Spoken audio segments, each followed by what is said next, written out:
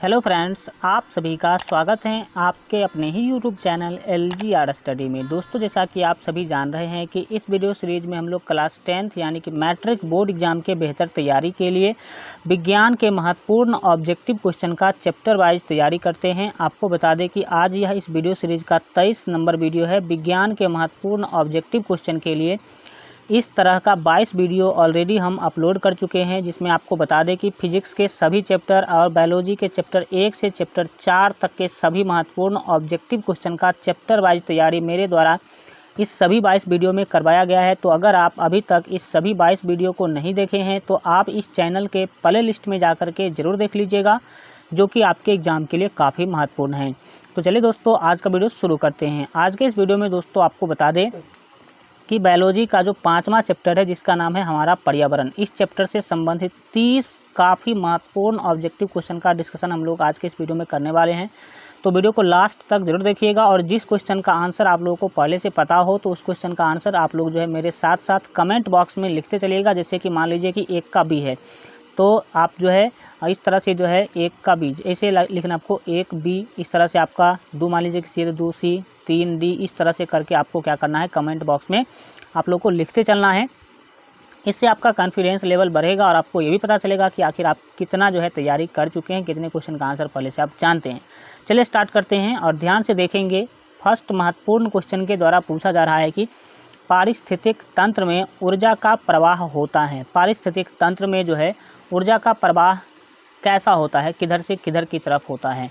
तो 1 का यहाँ पर आपका ए ऑप्शन सही होगा। याद रखेंगे, एक दिशीय होता है। कैसा? एक दिशा में ही क्या होता है, प्रवाह होता है। आगे बढ़ेंगे और देखेंगे 2 नंबर महत्वपूर्ण क्वेश्चन पूछा जा रहा है कि एक आहार श्रृंखला में शाकाहारी से निर्माण होता है। शाकाहारी से जो है किसका निर्माण होता है? तो 2 का यहाँ पर आपका बी ऑप्शन जो है सही होगा। याद रखेंगे, द्वितीय पोषक स्तर का। तो शाकाहारी क्या है? शाकाहारी हम लोग उसको कहते हैं जो केवल साग सब्जियां खा करके क्या करते हैं, अपना ज़िंदगी बिताते, वो शाकाहारी है। ठीक है, तो ये आपको पता होना चाहिए कि जंगल में घास फूस है, घास को खा करके कौन जिंदा रहेगा? शाकाहारी रहेगा। ठीक है, और शाकाहारी को कौन खाएगा? जो उससे ऊपर के जीव है, मांसाहारी है, उसको खाएगा। तो इस तरह से द्वितीयक पोषक स्तर का निर्माण होता है। किसके खाने से? शाकाहारी के खाने से किसका निर्माण होता है? तो आप याद रखेंगे, द्वितीयक पोषक स्तर का निर्माण होता है। आगे बढ़ेंगे और देखेंगे 3 नंबर महत्वपूर्ण क्वेश्चन। 3 नंबर क्वेश्चन के द्वारा पूछा जा रहा है कि निम्नलिखित में कौन सा समूह जैव निम्नीकरणीय पदार्थों का है? कौन सा समूह ऐसा है जिसमें केवल और केवल जो है जैव निम्नीकरणीय पदार्थ हैं? जैव निम्नीकरणीय पदार्थ और एक होता है अजैव निम्नीकरणीय पदार्थ। तो जैव निम्नीकरणीय पदार्थ किसे कहते हैं? वैसा पदार्थ जो आसानी से सड़ गल सकता है, उसको जैव निम्नीकरणीय पदार्थ कहते हैं। और वैसा पदार्थ जो नहीं गलता है, नहीं सड़ता है, जैसे कि प्लास्टिक हो गया, जैसे कि आपका थर्मोकोल हो गया, ये सब नहीं सड़ता गलता है, उसको अजैव निम्नीकरणीय पदार्थ कहते हैं। तो यहाँ पर आपको बताना है कि निम्नलिखित में से कौन सा समूह जो है वो जैव निम्नीकरणीय पदार्थ का है। तो 3 का यहाँ पर आपका सी ऑप्शन सही होगा। याद रखेंगे, फलों के छिलके, गोबर और पेपर, ये जैव निम्नीकरणीय पदार्थ होते हैं, ये आसानी से सड़गल जाते हैं। आगे देखेंगे, नेक्स्ट है 4 नंबर महत्वपूर्ण क्वेश्चन पूछा जा रहा है, इनमें से कौन शाकाहारी जीव हैं? शाकाहारी सर्वाहारी, आपको क्या बताना है? सर्वाहारी जीव जो है इनमें से कौन है? तो सर्वाहारी कहते किसे हैं? सर्वाहारी उस जीव को कहा जाता है जो सब कुछ खाता है, साग सब्जी भी खाता है, मीट मछली, जो बोले सब कुछ वो क्या कर सकता है, जितने भी खाने वाले पदार्थ है सब खाता है, तो उसको सर्वाहारी बोलते हैं। तो आपको याद रहना चाहिए कि मनुष्य और तिलचट्टा दोनों के दोनों क्या है? सर्वाहारी है। तिलचट्टा जिसको कॉकरोच भी बोलते हैं, तो मनुष्य और तिलचट्टा दोनों के दोनों सर्वाहारी है। तो यहाँ पर आपका डी ऑप्शन सही होगा। बी एवं सी दोनों जो है आपका सही आंसर होगा। जैसे मनुष्य के बारे में आप लोगों को पता होगा कि मनुष्य जो है साग सब्जी भी खाते हैं और मीट मछली भी खाते हैं, तो वो क्या हो गया? सर्वाहारी। उसी तरह से तिलचट्टा भी है। तो यहाँ पर आपका डी ऑप्शन सही होगा, बी एवं सी आपका सही आंसर होगा। नेक्स्ट देखेंगे हम लोग यहाँ पर आपके 5 नंबर महत्वपूर्ण क्वेश्चन पूछा जा रहा है कि सूक्ष्म उपभोक्ता जीव कहलाते हैं। जो सूक्ष्म उपभोक्ता है वो निम्नलिखित में से कौन सा जीव है? तो 5 का यहाँ पर आपका सी ऑप्शन सही होगा। ए एवं बी दोनों हैं, जैसे जीवाणु और कवक, ये दोनों के दोनों सूक्ष्म उपभोक्ता हैं। तो यह जो है आप याद रखेंगे। आगे बढ़िए और देखिए नेक्स्ट आप 6 नंबर क्वेश्चन पूछा जा रहा है, इनमें से कौन वन आहार श्रृंखला बनाता है। वन के अंदर जो है आहार श्रृंखला कौन सा निम्नलिखित में से सही होगा। तो चौका बी ऑप्शन आपका सही होगा। याद रखेंगे घास, हिरन और बाघ। घास को कौन खाएगा? हिरन खाएगा। हिरन को कौन खाएगा? बाघ को खाएगा। और ये कहाँ होता है? तो वनों के अंदर होता है। तो वन के अंदर ये श्रृंखला जो है चलती हैं, यह आप याद रखेंगे। आगे बढ़ेंगे और देखेंगे 7 नंबर क्वेश्चन पूछा जा रहा है कि सूर्य के द्वारा निकला हुआ पराबैंगनी किरण कहाँ अवशोषित होता है। तो सूर्य के द्वारा जो पराबैंगनी किरण निकलती हैं, आपको पता होना चाहिए उसको कौन जो है अवशोषित कर लेता है। तो ओजोन परत। कौन? तो ओजोन परत अवशोषित कर लेता है। ओजोन परत में आपको पता होना चाहिए कि ओजोन गैस होते हैं और इसका रासायनिक सूत्र होता है O3। ओजोन गैस का रासायनिक सूत्र O3 और ये कहाँ पाए जाते हैं? तो ओजोन परत में, जिसको हम ओजोन मंडल भी कहीं कहीं बोलते हैं उसका। तो यह आप जो है याद रखेंगे। आगे बढ़िए और देखिए 8 नंबर क्वेश्चन को पूछा जा रहा है कि पराबैंगनी किरण के कारण मनुष्य में कौन सा रोग उत्पन्न होता है। तो आप याद रखिएगा, सूर्य से आने वाले पराबैंगनी किरण के कारण मनुष्य में त्वचा कैंसर हो सकता है और होता है त्वचा कैंसर। तो यह जो है आप याद रखेंगे। आगे बढ़ेंगे और नेक्स्ट देखेंगे यहाँ पर आपके 9 नंबर महत्वपूर्ण क्वेश्चन पूछा जा रहा है कि वायुमंडल कितने परतों में बटा हुआ है। वायुमंडल जो है कितने परतों में बटा हुआ है। तो 9 का जो यहाँ पर आपका सही आंसर होगा वो बी होगा, डेट मीन्स 5। कितने परतों में? तो 5 परतों में बटा हुआ है, यह आप याद रखिए। आगे बढ़िए और देखिए नेक्स्ट 10 नंबर क्वेश्चन पूछा जा रहा है कि पादप खाने वाले जीव को कहते हैं।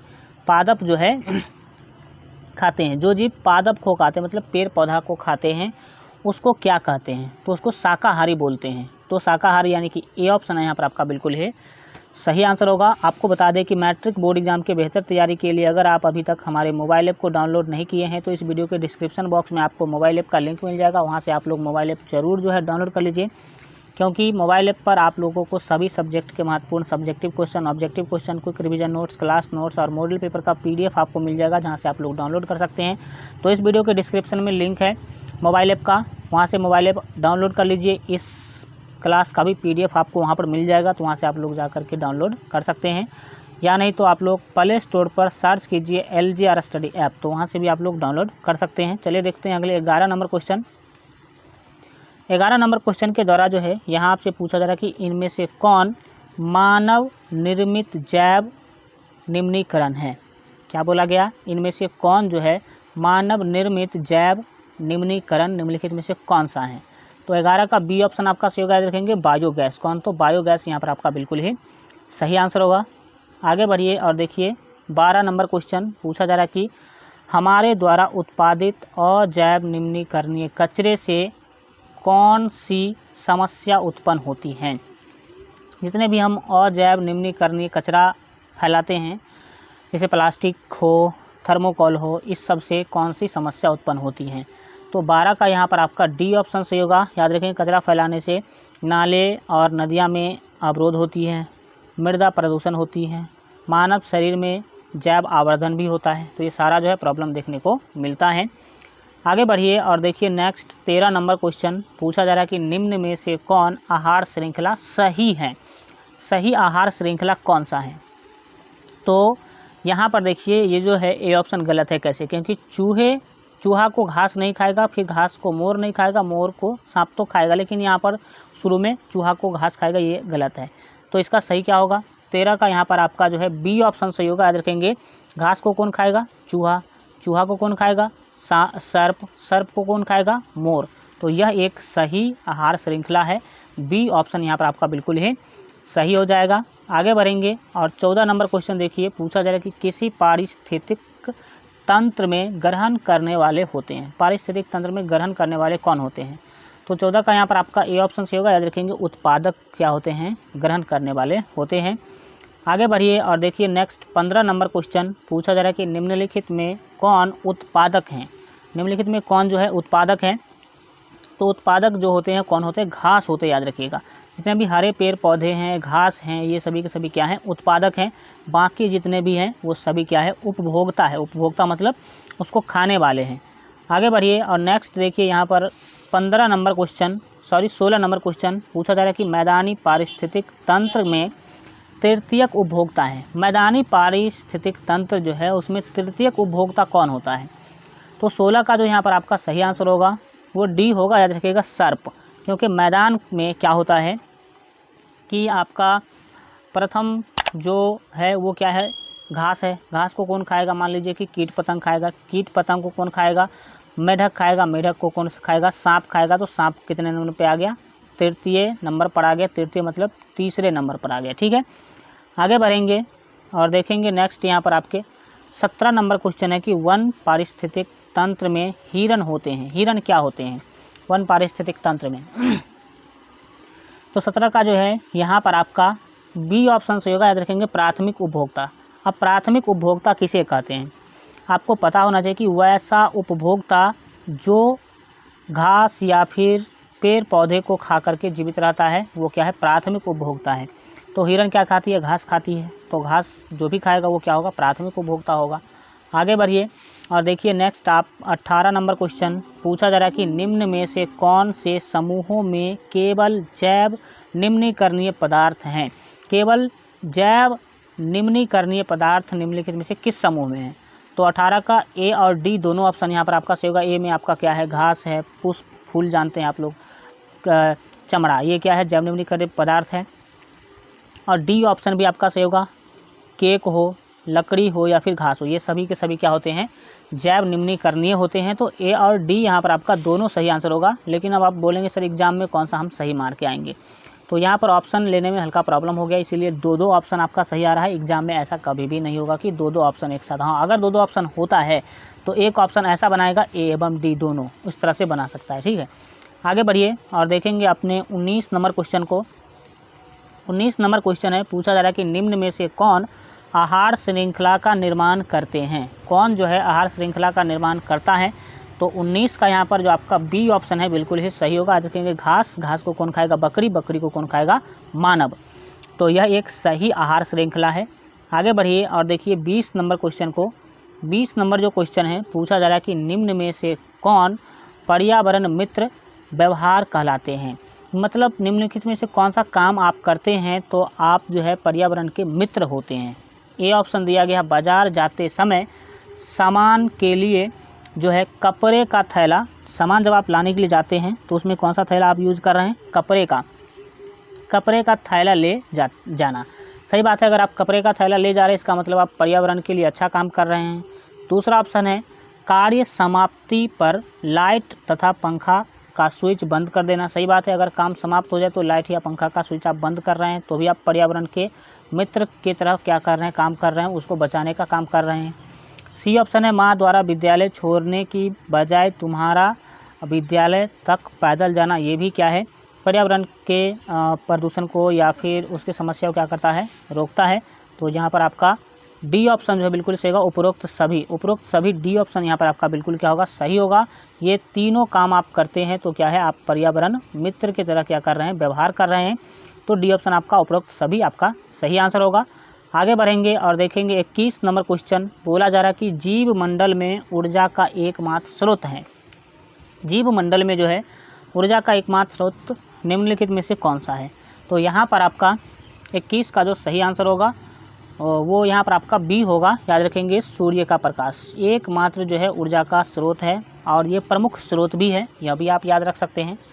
आपको बता दें बहुत सारे स्टूडेंट जो है व्हाट्सएप ग्रुप के बारे में बोलते हैं कि सर हमें व्हाट्सएप ग्रुप में ज्वाइन कर दीजिए। तो आपको बता दें कि व्हाट्सएप ग्रुप तो कचरा हो जाता है और उसमें लिमिट होता है 250 बच्चे ही जुड़ पाते हैं। तो इसके लिए एक बहुत अच्छा तरीका है टेलीग्राम अगर आप डाउनलोड करके रखे हैं तो उस पर सर्च कीजिए LGR स्टडी सर्च करेंगे तो वहाँ पर चैनल आ जाएगा, उसको ज्वाइन कर लीजिए।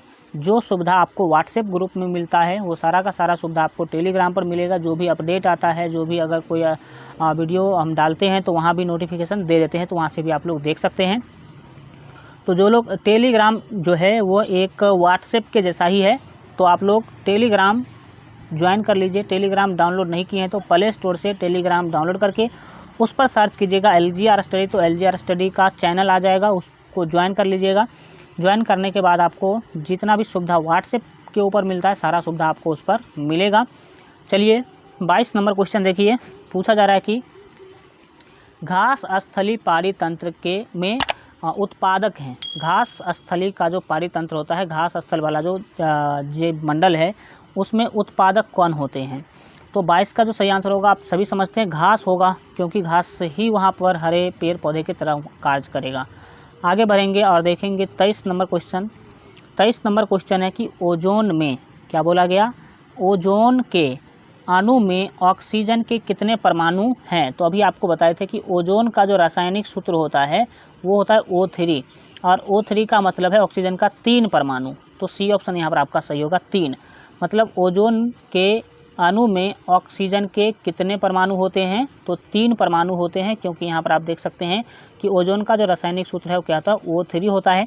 तो सी ऑप्शन यहाँ पर आपका बिल्कुल ही सही आंसर होगा। आगे बढ़िए और देखिए नेक्स्ट 24 नंबर क्वेश्चन पूछा जा रहा है कि अपघटक का उदाहरण है। अपघटक का उदाहरण कौन है। तो 24 का ए ऑप्शन से होगा, याद रखेंगे कवक जो है ये क्या है, अपघटक है। आगे बढ़ेंगे और 25 नंबर क्वेश्चन को देखेंगे। पूछा जा रहा है कि चिपको आंदोलन का मुख्य उद्देश्य संरक्षित करना था। चिपको आंदोलन जो था उसका मुख्य काम जो है किसको संरक्षित करना, मतलब किसको बचाना था, तो वृक्ष को बचाना था। तो वृक्ष यहाँ पर आने की बी ऑप्शन आपका बिल्कुल ही सही आंसर होगा। आगे बढ़ेंगे और नेक्स्ट देखेंगे यहाँ पर आपके 26 नंबर क्वेश्चन पूछा जा रहा है कि निम्नलिखित में से कौन सा प्राकृतिक पारिस्थितिक तंत्र है। तो प्राकृतिक पारिस्थितिक तंत्र का उदाहरण आपको देना है। तो 26 का यहाँ पर आपका डी ऑप्शन से होगा, याद रखेंगे जंगल। कौन, तो जंगल यहाँ पर आपका बिल्कुल सही होगा। तालाब हो, फसल हो, झील हो, ये तो सभी मानव के द्वारा बनाया जाता है। तो जंगल यहाँ पर आपका बिल्कुल क्या हो जाएगा, सही आंसर हो जाएगा। आगे बढ़िए और देखिए 27 नंबर क्वेश्चन पूछा जा रहा है कि कौन सी गैस वैश्विक उष्मन के लिए उत्तरदायी है। आज ग्लोबल वार्मिंग हो रहा है, पूरे दुनिया में टेम्परेचर बढ़ता जा रहा है, इसका कौन जो है जिम्मेदार है, उत्तरदायी इसके लिए कौन है। तो इसके लिए उत्तरदायी है CO2, that means carbon dioxide. तो कार्बन डाइऑक्साइड यानी कि ए ऑप्शन यहाँ पर आपका क्या हो जाएगा, सही हो जाएगा। आगे बढ़िए और देखिए 28 नंबर क्वेश्चन पूछा जा रहा है कि ओजोन परत किस हानिकारक विकिरण से पृथ्वी को सुरक्षा प्रदान करती हैं। ओजोन परत जो है किस हानिकारक विकिरण से पृथ्वी को सुरक्षा प्रदान करती हैं। तो 28 का यहाँ पर जो आपका सही आंसर होगा वो आपका सी होगा, डैट मीन्स याद रखिएगा पराबैंगनी विकिरण को। पराबैंगनी विकिरण से जो है ओजोन परत हमारी क्या करती है, पृथ्वी को सुरक्षा करती हैं। आगे बढ़ेंगे और 29 नंबर क्वेश्चन को देखेंगे। पूछा जा रहा है कि कौन सा अजैव निम्नीकरणीय कचरा है। अजैव निम्नीकरणीय कचरा किसे बोलते हैं, जो आसानी से सड़गल नहीं सकता है या फिर नहीं सड़ता गलता है, उसको अजैव निम्नीकरणीय कहते हैं। तो कौन सा ऐसा हो सकता है, थर्मोकोल, क्योंकि थर्मोकोल आप फेंक दीजिए वैसा का वैसा ही वो सालों साल रहता है। बाकी टिश्यू पेपर हो, केला का छिलका हो तो बहुत जल्द क्या हो जाता है, गल जाता है। ठीक है, आगे देखेंगे नेक्स्ट 30 नंबर क्वेश्चन के द्वारा पूछा जा रहा है कि निम्न में कौन जैव अनिम्नीकरणीय पदार्थ हैं। जैव अनिम्नीकरणीय पदार्थ कौन है, मतलब कौन जो है जीव के द्वारा उसका निम्नीकरणीय नहीं किया जा सकता है। तो यहाँ पर आपका ए ऑप्शन से होगा, याद रखेंगे DDT जो है आपका बिल्कुल ही सही आंसर होगा। चलिए आज के लिए इतना ही रखते हैं। आज का वीडियो कैसा लगा कमेंट के माध्यम से जरूर बताइए, और अगर आप अभी तक इस वीडियो को लाइक नहीं किए तो वीडियो को लाइक कर दीजिए, साथ ही अपने दोस्तों में शेयर कर दीजिएगा। और मैट्रिक बोर्ड एग्जाम के बेहतर तैयारी के लिए अगर आप अभी तक हमारे मोबाइल ऐप को डाउनलोड नहीं किए हैं तो इस वीडियो के डिस्क्रिप्शन बॉक्स में आपको मोबाइल ऐप का लिंक मिल जाएगा, तो वहाँ से मोबाइल ऐप डाउनलोड कर लीजिए। नहीं तो प्ले स्टोर पर सर्च कीजिएगा LGR स्टडी ऐप, तो वहाँ से भी आप लोग को मोबाइल ऐप मिल जाएगा, वहाँ से भी आप लोग डाउनलोड कर सकते हैं। चलिए मिलते हैं अगले वीडियो में, तब तक अपना ख्याल रखिए और LGR स्टडी